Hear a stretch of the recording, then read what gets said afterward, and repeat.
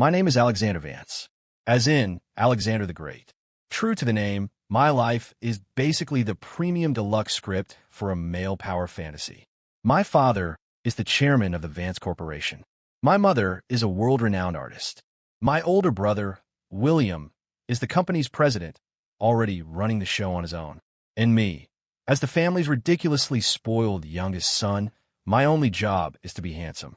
That's right, handsome. Devastatingly, inhumanely, infuriatingly handsome.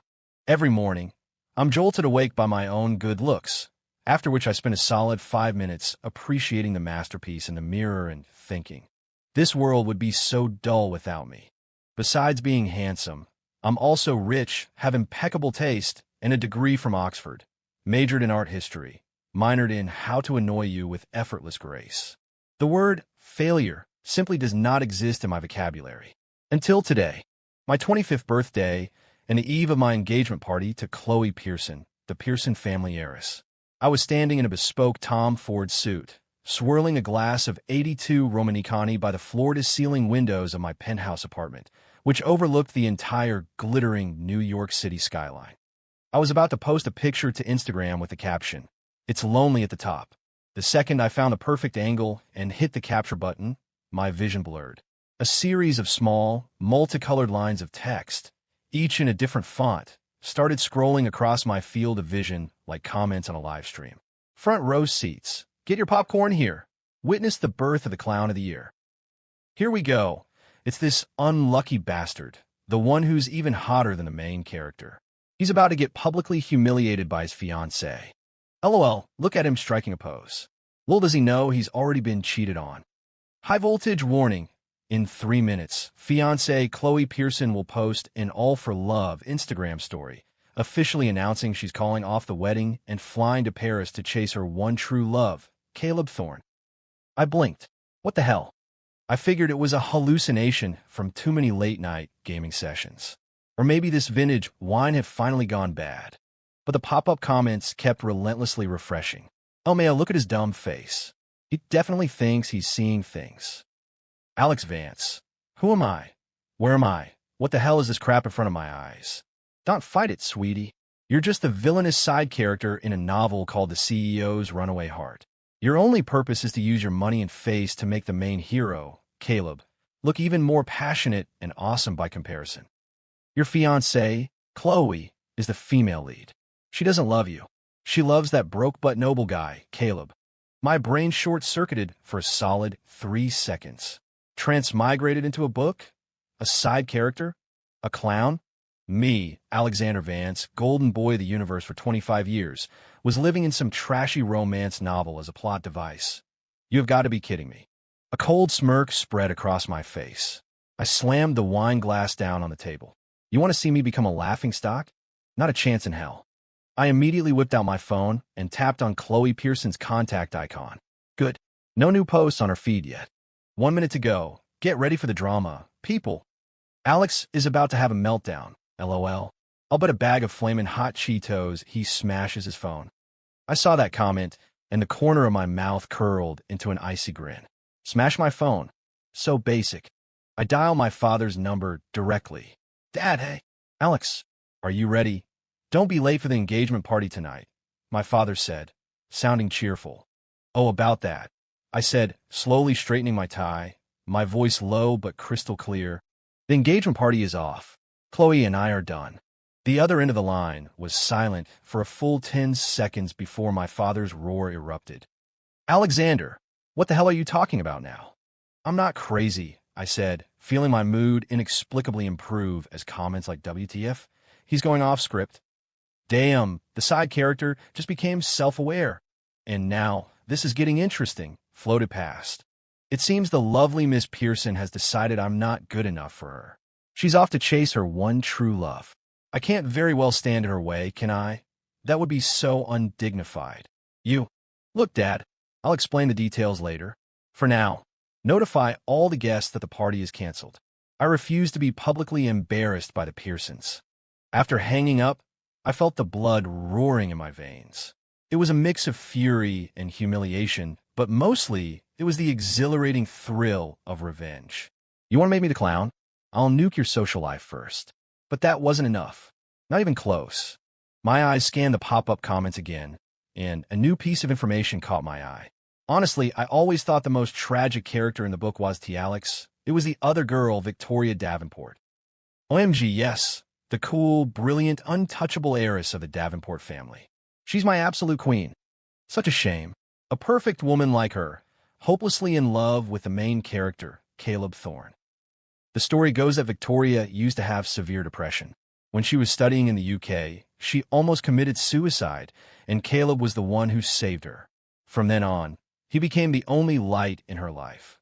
And then her light got stolen by Pearson, and she has to watch them be all lovey-dovey for the sake of her family's interests.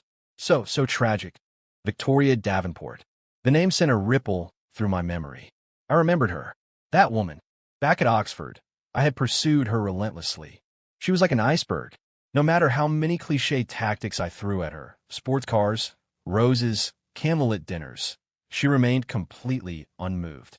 She was the only woman in my 25 years of existence who I couldn't have. I always thought she genuinely wasn't interested in me. Turns out, she already had her one that got away. Caleb Thorne. The same Caleb Thorne who was about to run off with my fiancée. Well, isn't that just perfect? I mean, seriously, are all the other men in the world dead? How can you women fall so head over heels for any random schmuck? That Caleb guy. What has he ever done besides spout a few lines like, "Woman, you have successfully captured my attention"? A wicked fury surged from the pit of my stomach to the top of my head. Why? Why is it that the two women I've set my sights on are either running away for him or saving herself for him? Why is it that I, the heir to the Vance fortune, have to be repeatedly humiliated by some nobody who crawled out of a gutter? The anger nearly made me lose my mind, but the pop-up comments gave me a new, terrible idea. Well, this is great. Chloe runs off, Alex becomes a joke, Victoria becomes a joke, and Caleb is the only one who wins, with a girl on each arm. I feel so bad for my girl Victoria. She's probably hiding somewhere, crying her eyes out. Crying? I sneered. If I'm going down, I'm taking everyone with me. I grabbed my car keys and headed straight for the garage.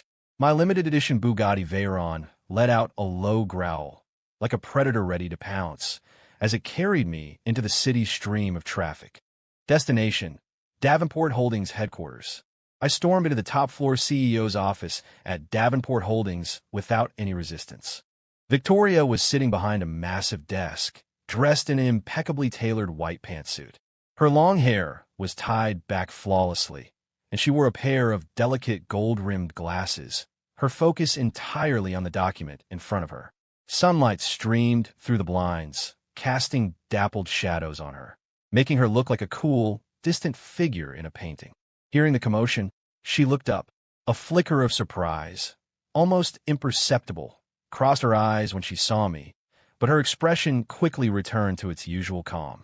"Mr. Vance," she said, her voice as cool and smooth as jade. "To what do I owe the pleasure?" I walked toward her, step by step, until I could brace my hands on her desk. I leaned in close, so close I could smell the faint, clean scent of sandalwood on her. "Victoria," I said, staring directly into her eyes, enunciating every word. "I want you to marry me. HLYS. Holy S. What is this plot twist?"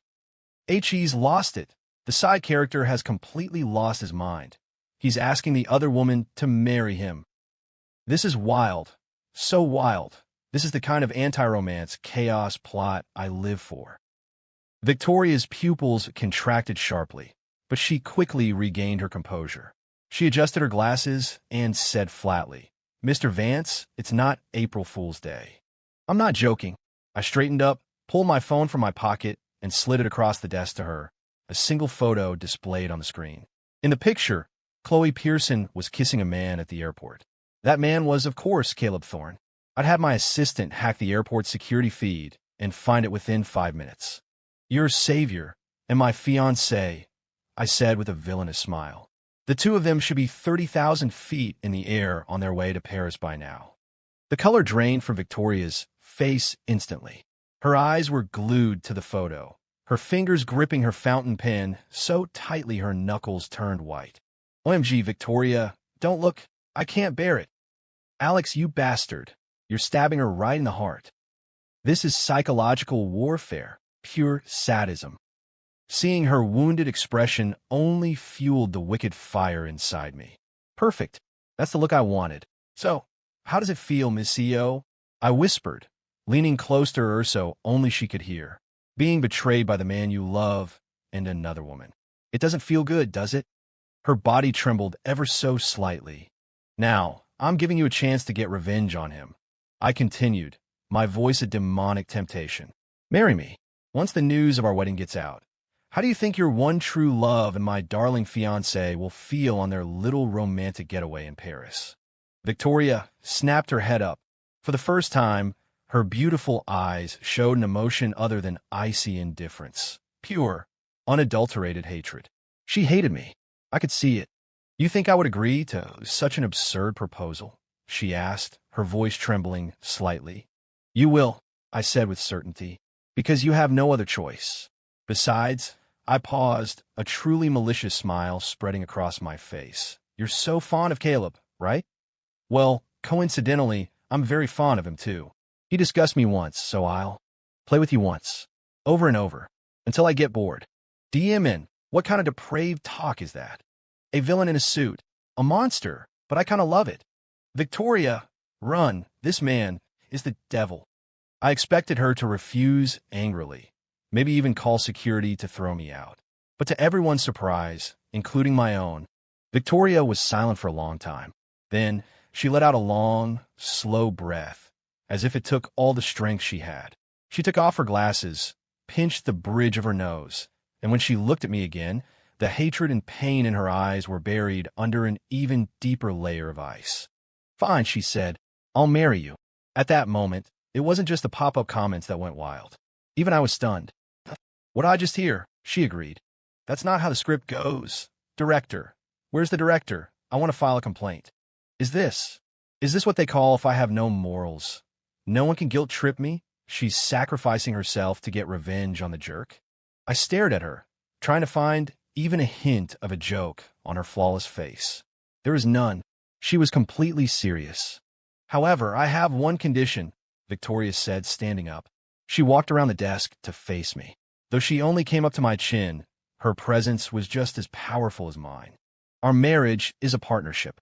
We each get what we want, and we don't interfere in each other's private lives. Deal. I agreed without hesitation. It was all about revenge anyway. Who cared about a private life? And, she added, I need your help to secure absolute controlling interest in Davenport Holdings. I raised an eyebrow. Interesting. She had ambition. Done.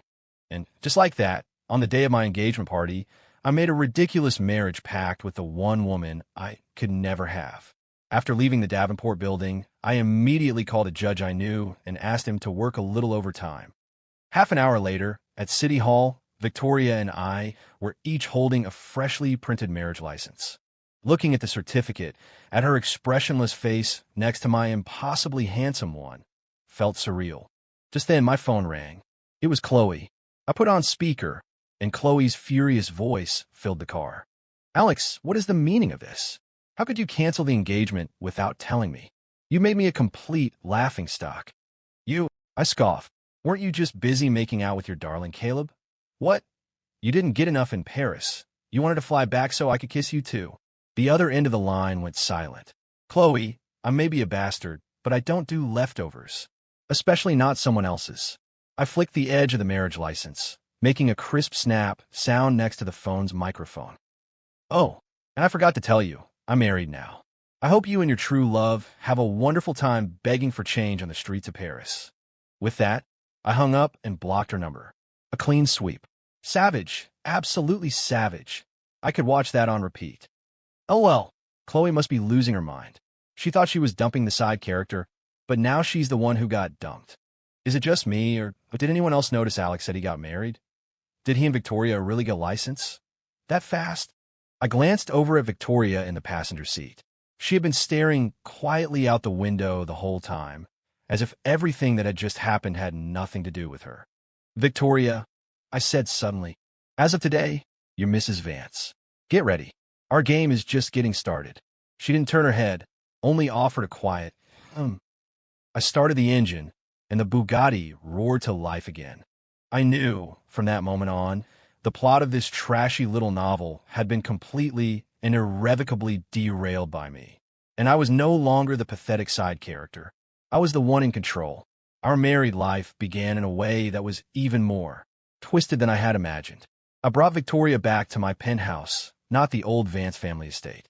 When my brother, William, found out I'd gotten flash married, he sent me a 3-word text. "You're insane." My dad was so angry he cut off my credit cards, but it didn't matter. The money I made from my own investment firm was enough to last me several lifetimes of extravagance. The high society circles exploded with the news that I had swiftly married the Davenport heiress after being jilted at the altar. The rumor mill went into overdrive. Some said it was a corporate merger, others that I was getting revenge on Chloe, and some even claimed Victoria was the other woman who had schemed her way in. In short, Victoria and I, along with Chloe and Caleb in Paris, became the biggest gossip fodder for the city's elite. And just as I promised, I took out all my resentment for that shameless couple on Victoria. Whenever pop-up comments like "I feel bad for Chloe," "What's wrong with chasing true love?" or "Go, Caleb, it's time someone taught these capitalists a lesson," appeared, I couldn't contain my rage. And Mrs. Victoria Vance became my punching bag. I admit, my behavior was deplorable. I'd pin her against the cold glass of the floor-to-ceiling windows after her shower, the city lights glittering behind us, my scorching chest pressed against her back. I'd grip her chin, forcing her to look at our entangled reflection, and ask, "Tell me, whose woman are you now?" She was always compliant, biting her lip, never resisting. But her beautiful eyes were always veiled with a mist I couldn't decipher. Sometimes, in a voice that was almost broken, she would whisper by my ear, "Yours. I'm yours." That sound, like a feather brushing against my heart, filled me with a strange sense of irritation and a sliver of guilt. Pathetic. I don't feel guilt. She asked for this. To make this game of revenge more interesting, I even bought some accessories online.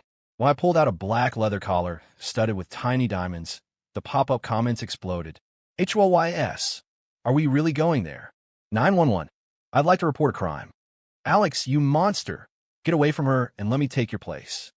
I ignored the digital howling and walked over to Victoria, who was fresh from the shower. She was wrapped in a single towel, her wet hair clinging to her pale neck, a drop of water tracing a path down her collarbone and disappearing into the deep shadow. Her pupils contracted when she saw what I was holding, but she still didn't resist. She just quietly lowered her gaze, exposing the swan-like curve of her neck. That submissive posture, offering herself up to me, sent my desire to dominate and conquer into overdrive. I personally fastened the collar around her neck. The moment the cold metal clasp clicked shut, I saw her body tremble slightly. "Beautiful, isn't it?" I asked, stroking the collar as if admiring a perfect work of art. She was silent for a moment, then lifted her head to look at her reflection in the mirror, and at me, standing behind her like a puppet master. A faint, almost imperceptible smile touched her lips. "It is," she said. "Anything you give me is beautiful." For a second, I was stunned. What's going on? I feel like Victoria's reaction is off. Is she enjoying this? Is this the legendary Stockholm Syndrome? Or was she into this kind of thing all along? I looked at the strange glint that flashed in her eyes, and, for the first time, felt that this woman might not be as simple as she appeared. This twisted marriage seemed to be heading in a direction I could have never predicted. The turning point came at a charity auction. It was the first time Victoria and I had appeared in public together since the wedding. I was in a silver gray suit, and she wore a stunning black backless gown. Around her neck was the diamond collar I'd given her, restyled as a choker, of course not, the original version. The moment we walked in, we were the center of attention. The camera flashes were blinding, and by some coincidence, Chloe and Caleb were there too. They had actually come back. It seemed their romantic getaway in Paris hadn't gone so well. The Pearson family stock had plummeted because of Chloe's stunt, and her father had nearly broken her legs. As for Caleb, without my sponsorship, he probably couldn't keep up his Prince Charming act for long. The moment they saw Victoria and me standing intimately together, their faces turned ugly.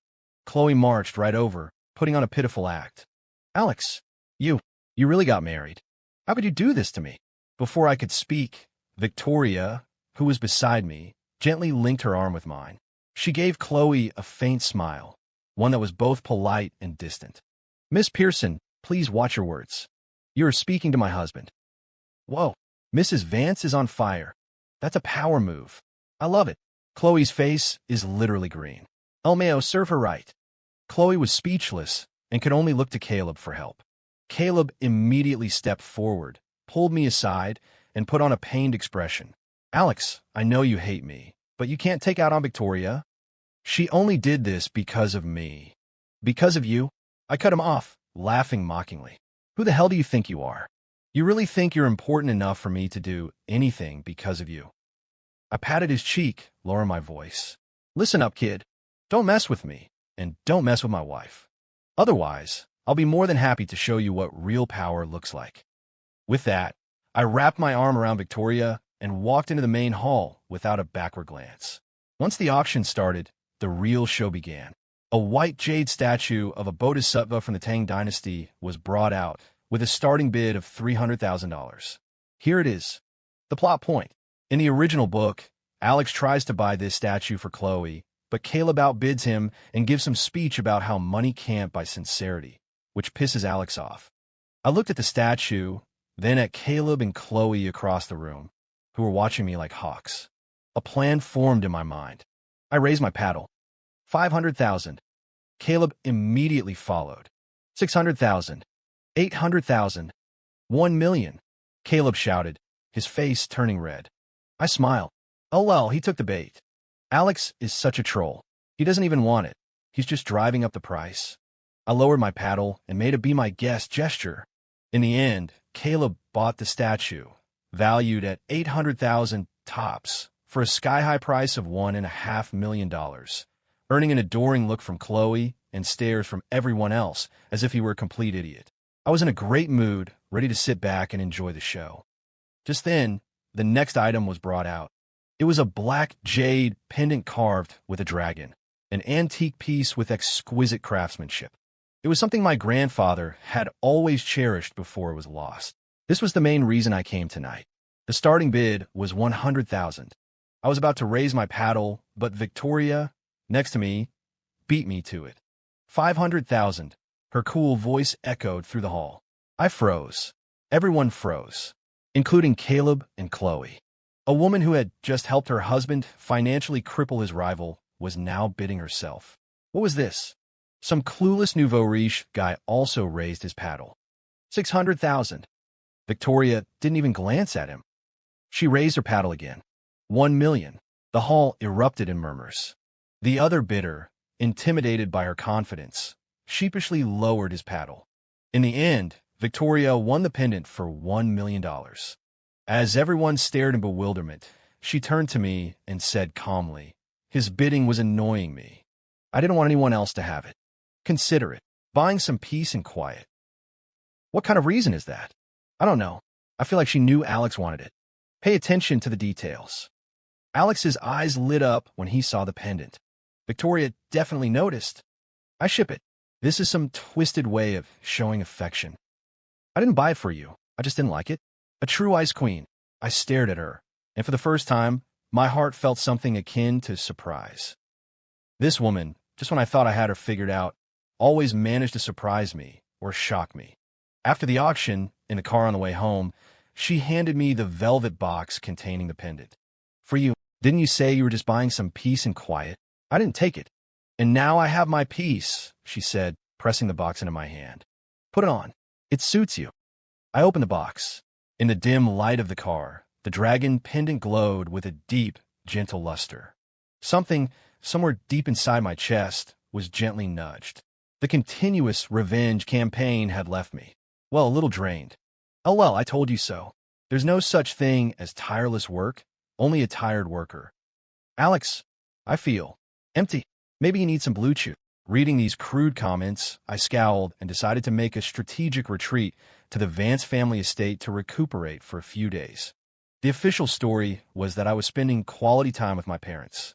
Victoria had no reaction, except to pack my suitcase before I left. She also tucked 2 bottles of expensive ginseng supplements inside. I was speechless. This woman was becoming harder and harder to understand. When I got home, my brother William, the man who lived in a suit and was calmer than an AI, was actually waiting for me in the living room. "You're back." He pushed up his glasses, his eyes scanning me. "You don't look so good. Pace yourself." I nearly coughed up blood. "Let's talk business," he said, handing me a file. The Pearson family is on the verge of collapse. Chloe's little stunt caused several major partners to pull their funding. Old man Pearson had a stroke from the stress. Now they want Chloe to come back and apologize to you, to beg you to spare them. Apologize? I sneered. Too late. And about Caleb Thorne, William continued, I did some digging. He's trying to launch a startup, looking for investors everywhere, but since he crossed you, no one will touch him. He's having a rough time. Good, I said, gloating. Sweet justice. I love seeing the bad guys get what they deserve. The older brother is so cool. The two of them teaming up to run the world. I love it. I was enjoying myself. But the next day, Caleb Thorne had the audacity to show up at my door. He looked haggard, with a scruffy beard, like a homeless man. There was nothing left of the dashing hero from the novel. Alex, we need to talk, he said, standing before me. I have nothing to say to you, I replied, leaning back on the sofa, not even bothering to look at him. It's about Victoria, he suddenly shouted, his eyes bloodshot. I know you hate me, but you can't do this to her. Do you have any idea she suffers from severe depression? I shot upright. Depression? We're finally at this part of the story. High-level angst alert. Get your tissues ready. In England, Caleb's voice was filled with pain and self-reproach. She almost jumped off a bridge into the Thames. I was the one who pulled her back. I stayed with her, I encouraged her, and she slowly got better. She's such a wonderful, fragile person. How could you use her as a tool for your revenge? My mind went blank. I remembered her eyes, always misty when she was under me. I remembered her bizarrely submissive attitude when I put that collar on her. I remembered her excuse of buying peace and quiet when she bought the pendant. So that's what was behind all the emotions I could never understand. I had always seen her as an iceberg, indestructible. I never knew that iceberg had once almost melted away in the cold river water. Alex, let her go. Caleb was practically begging now. She's sacrificed enough for you. She only married you to make me miserable, to make me feel guilty. She's using her own happiness to punish me. I looked at his face, which screamed, I'm so noble, so deeply in love. This is all my fault. And the shock and tiny bit of guilt I felt were instantly consumed by a new, nameless rage. Sacrifice to punish you. Who the hell do you think you are? I stood up, walked over to him, and slammed my fist into the wall right next to his head. Get out, I snarled through clenched teeth.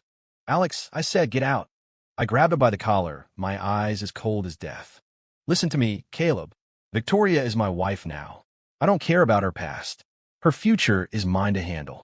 If you ever dare to show your face in front of her again, I will make you disappear from the face of the earth. Terrified by my intensity, Caleb scrambled away. I stood alone in the vast living room, my mind a chaotic mess. I think Alex is actually starting to care. He talks tough, but his actions speak louder than words. Is the groveling phase about to begin? I'm kind of excited. The groveling phase? I scoffed. In my life, I'm the one who sends other people to the crematorium. But I couldn't deny it. From that moment on, I could no longer see Victoria as a mere tool for revenge. This woman was starting to become something different in my heart. With a storm of conflicting emotions, I cut my recuperation short and returned to the home I shared with Victoria. Awaiting me was an invitation to her grandfather's 80th birthday party. As the family's son-in-law, my attendance was mandatory. At the party, I witnessed the undercurrents of the Davenport family politics. Victoria, the designated heiress, was treated like an outsider. Her relatives were polite to her face, but their eyes told a different story. Her cousin, in particular, a woman named Sarah, looked at her with undisguised jealousy and contempt. Halfway through the party, I went to find a restroom and overheard Sarah's sharp, cruel voice around a corner. Victoria, don't think you're hot stuff just because you married Alex Vance. A woman who sleeps her way to the top has nothing to be proud of. If your mother hadn't been a shameless homewrecker who seduced my uncle, you wouldn't be here today. I heard you used to be depressed. Almost died. Too bad you didn't. What a shame. My fists clenched. I was about to storm out, but then I heard Victoria's cool voice. Are you finished? You. Sarah was infuriated by her calm demeanor. Sarah, jealousy has made you ugly, Victoria said, her voice completely steady. Instead of wasting your breath here, you should be worrying about your film production company that's about to go bankrupt. All right, I forgot. Your greatest talent is running businesses into the ground. You're lying. My company is doing just fine. Is it? Victoria let out a small, dismissive laugh. Then you probably haven't heard that your biggest investor just pulled out. I heard Sarah's indignant screams and sobs from around the corner. I leaned against the wall, listening with only one thought in my mind. Nice one. But then I thought, wait a minute. Her biggest investor pulled out. How did I not know about this? Did William do it for me? As I was pondering this, Victoria came around the corner and saw me. She froze. I cleared my throat and decided to take the credit. You heard that, your cousin talking trash. Don't worry, I already took care of her for you. You did? Yeah, I said, lying through my teeth. I called up the CEO of Zenith Entertainment and told him to pull his funding from her company. People like that need to be taught a lesson.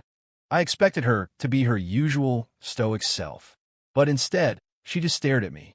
Her eyes, usually shrouded in mist, were as clear as a spring, perfectly reflecting my image. After a few seconds, she said softly, with a tremor I'd never heard before, I'm sorry. What? Why was she apologizing to me? Before. I misunderstood you, she said, looking down, her voice very quiet. Thank you. It was the first time she had ever apologized to me, and the first time she had ever thanked me. My heart, that traitorous organ, skipped another beat. OMG, she's moved. She's actually moved. I give Alex a 10 out of 10 for that bluff. It was totally Victoria's doing, but he stole the credit so smoothly. But the fact that he was willing to claim it for her is so sweet in itself. I looked at the tips of her ears, which were turning pink, and the irritation and awkwardness I felt suddenly vanished. Maybe partnering with this woman wasn't such a bad thing after all. However, I was still too naive. Just as I thought our relationship was starting to thaw, the pop-up comments started acting up again. Red alert! Red alert! Major plot twist ahead. Victoria is meeting Caleb in secret tomorrow. Location: West Side Cafe. In the original novel, this meeting is where Victoria's heart is completely broken. She cries to Caleb about her miserable life, and he just gaslights her into enduring it for the greater good.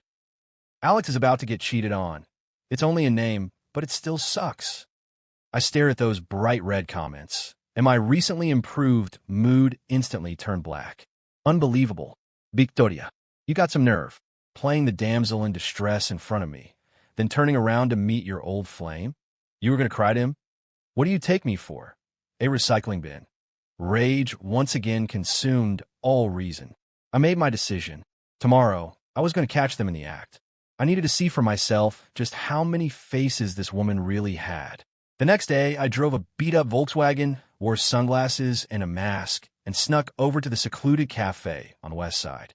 Like a paparazzi, I chose a corner table by the window with a clear view of the table where Victoria and Caleb were sitting. Victoria looked as cool as ever, dressed in a simple white blouse and jeans. No makeup, yet still breathtakingly beautiful. Caleb sat across from her, looking agitated, his mouth moving non-stop as if he were making some kind of accusation. Here we go. Caleb is calling Alex a monster and telling Victoria to divorce him. Look at Victoria's face. She's about to cry. She's about to cry. I stared intently at Victoria, my heart in my throat. If she shed a single tear, I would. I would storm over there and flip the table. But Victoria didn't cry. She just listened quietly. When Caleb was finally out of breath, she lifted her coffee, took a delicate sip, and set the cup down.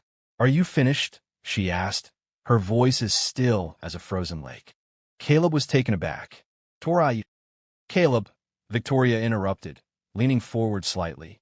Her beautiful eyes held no pain, no love, only a profound, bottomless indifference. I didn't ask you here today to listen to your whining. Wait, the script is wrong. Was Victoria supposed to be the one crying? Why is she lecturing him? I was confused too. This wasn't the script I had seen. I need you, Victoria's voice was low, but I could just barely make it out, to go see Alex again. Tell him. You want to take me away? Tell him to let me go. Caleb's eyes nearly popped out of his head. What? Tori, are you insane? He'll kill me. He won't, Victoria said with absolute certainty. He'll just get angrier. He'll want to tie me to his side, even more tightly. And that is exactly what I want. HYS. Did I just hear what I think I heard? Victoria is telling Caleb to provoke Alex, to make Alex care about her more. This woman is a stone-cold mastermind. My brain buzzed and then completely shut down. I sat there like an idiot, feeling my entire worldview being shattered and reassembled piece by piece. Caleb had clearly lost it too. He shot to his feet, pointing at Victoria, his voice trembling. Victoria, what are you trying to do? Did you ever even love me? You've been using me this whole time. Victoria looked up at him, a mocking smile on her lips. Love? She said, as if it were the funniest joke in the world. Caleb, you give yourself far too much credit. Then why? Because he needs a rival, Victoria said flatly. Someone who can make him angry, make him jealous, make him keep his eyes locked on me. And you were the perfect candidate. You're a lunatic. Caleb completely broke down, shouting incoherently. You think Alex is some prize? He's a monster. And for him, you even orchestrated Chloe's elopement. You made her think I was her soulmate and encouraged her to run off to Paris. You ruined her, and you ruined me. All just to marry Alex Vance. Boom. If my brain had exploded before, it was now cosmic dust. Chloe's elopement was orchestrated by Victoria, the event that made me the laughingstock of the city, that ignited my fury, that started this entire twisted game of revenge, was directed by this woman, my wife. I sat there, frozen, feeling the blood turn to ice in my veins. In the cafe, Caleb was still ranting hysterically, but Victoria had already stood up. She took a few bills from her wallet and placed them on the table. Our partnership is over, she said, looking down at him as if he were a pathetic insect. Don't ever show your face in front of me again.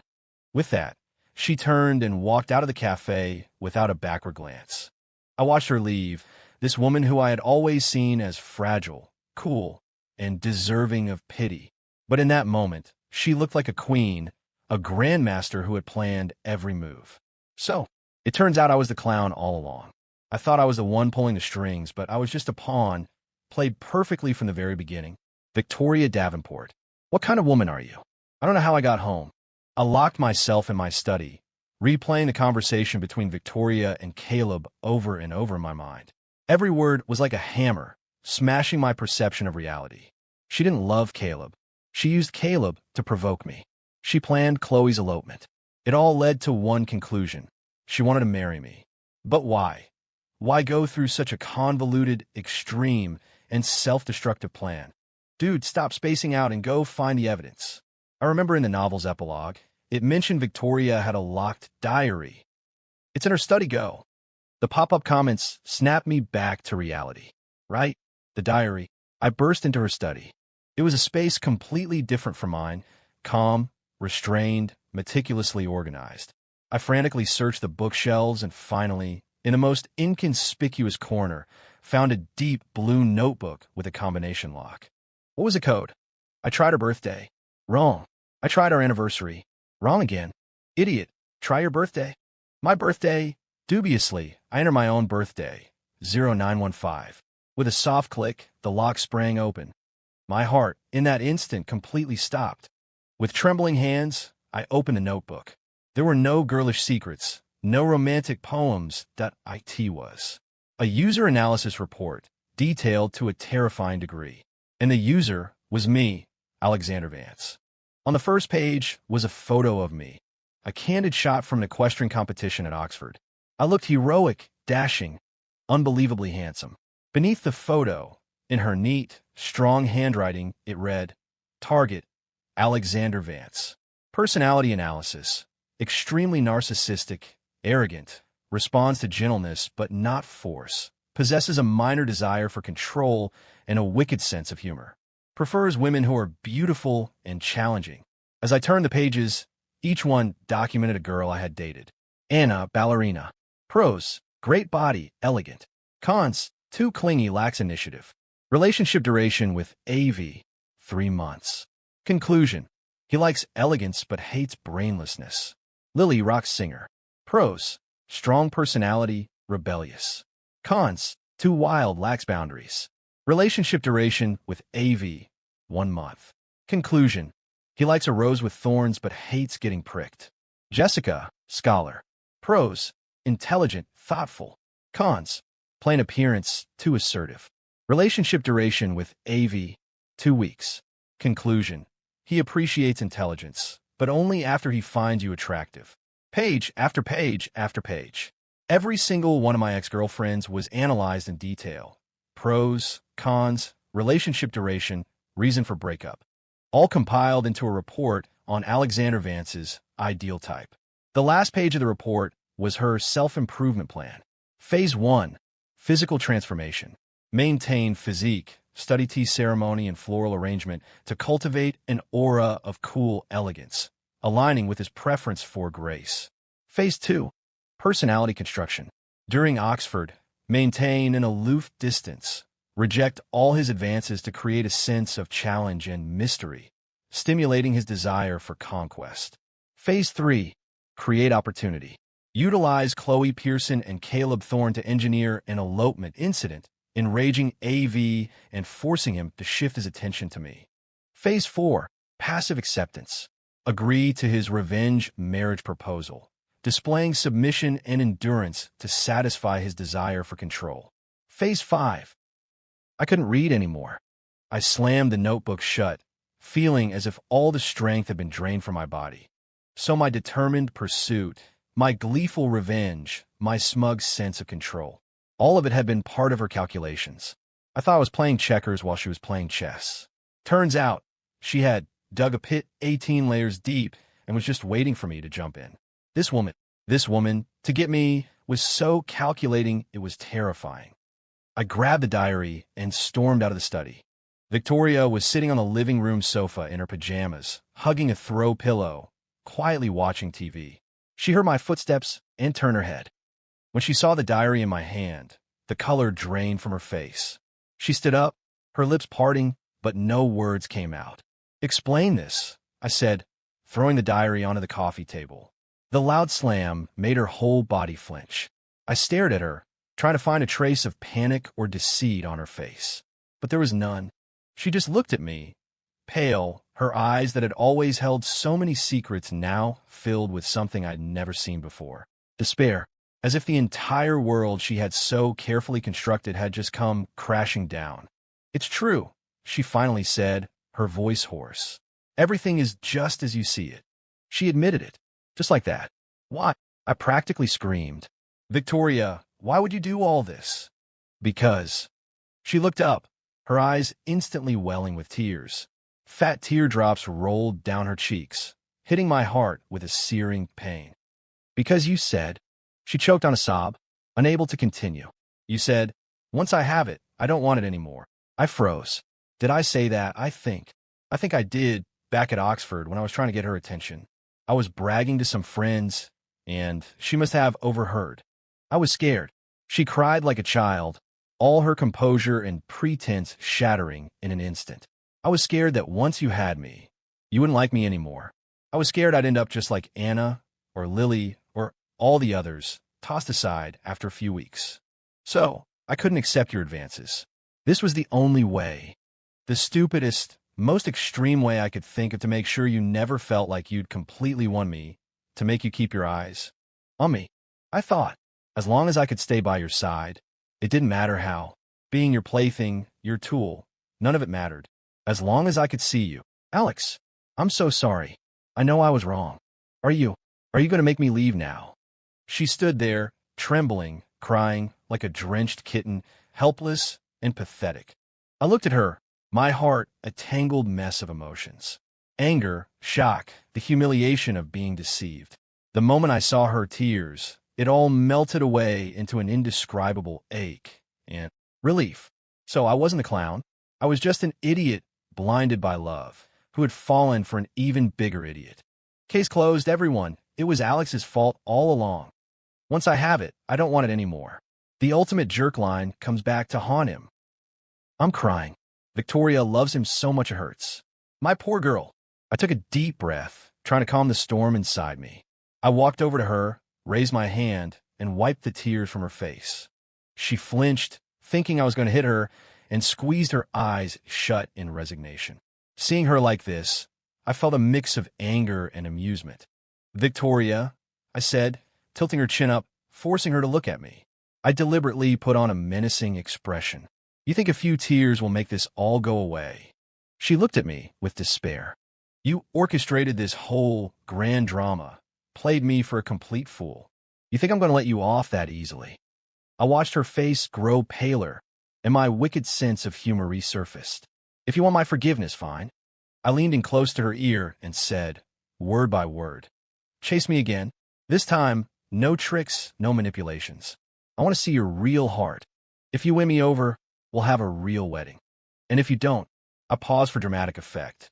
You'll stay here forever as my personal punching bag.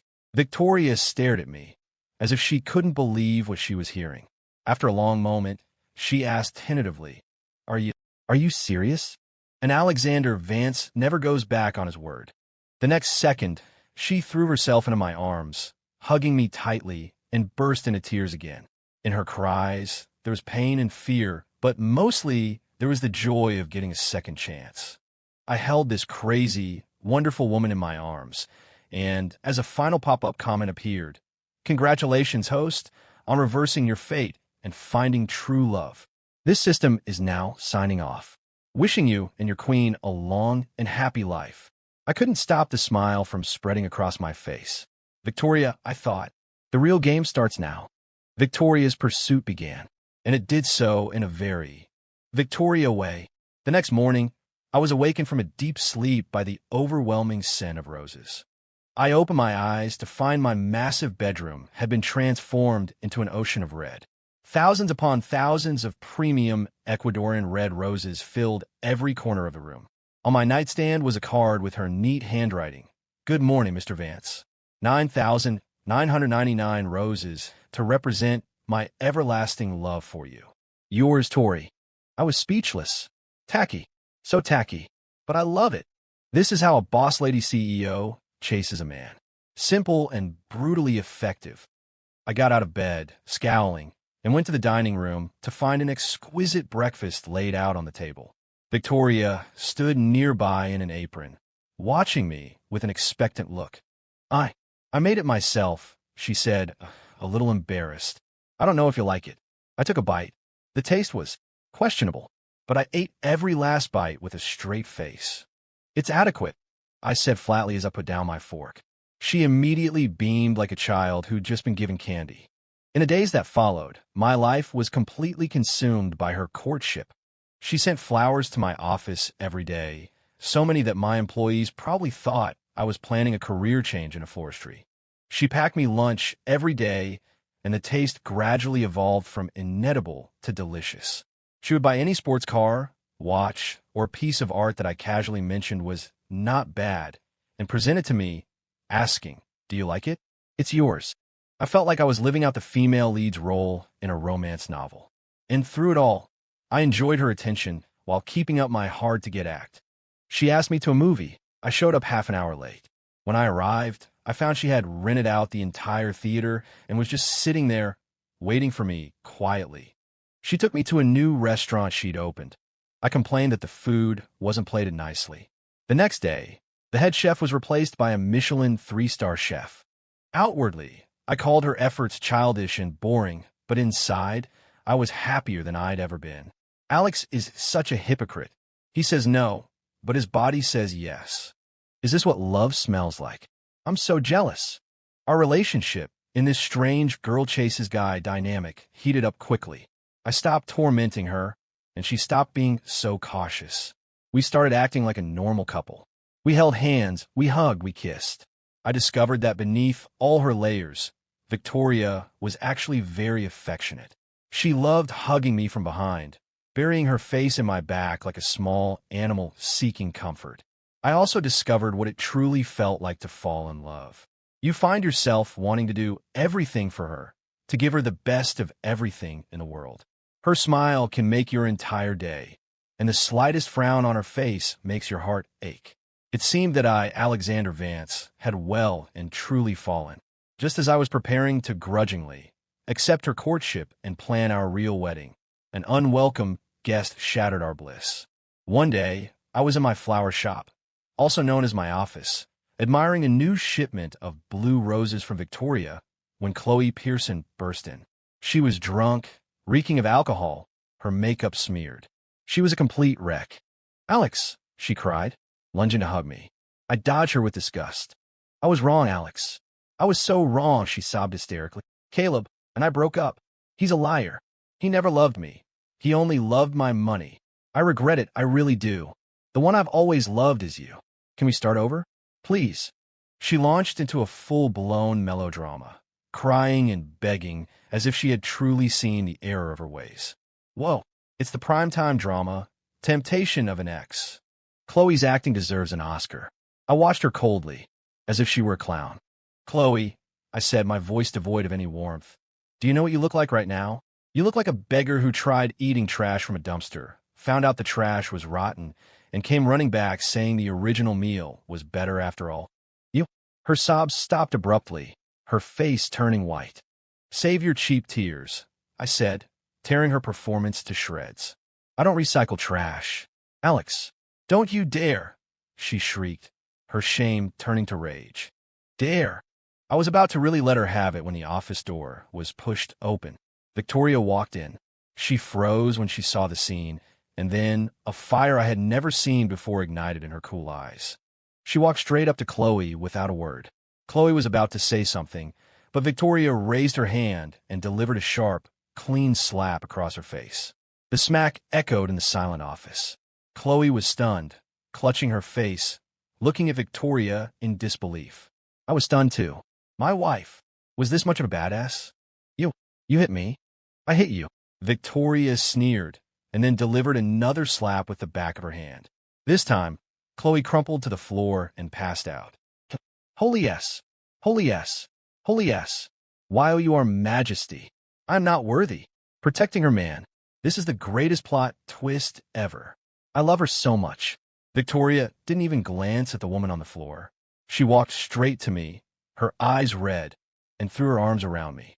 "Don't look at her," she said, pressing my face in her shoulder, her voice a mix of hurt and possessiveness. "You belong to me."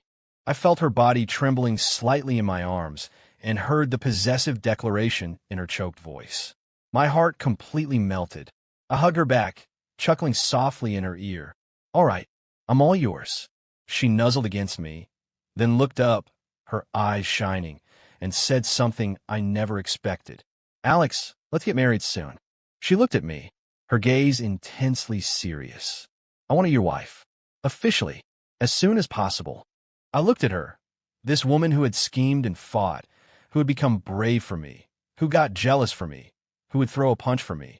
And I smiled. I leaned down and kissed her. "All right, Mrs. Vance. It's about time we planned a real wedding." Outside, the sun was shining brightly. The pop-up comments in front of my eyes began to fade until only one final, warm blessing remained. And I smiled, thinking to myself, thanks and goodbye. From now on, I would be the one writing my own script, and my leading lady would only ever have one name: Victoria.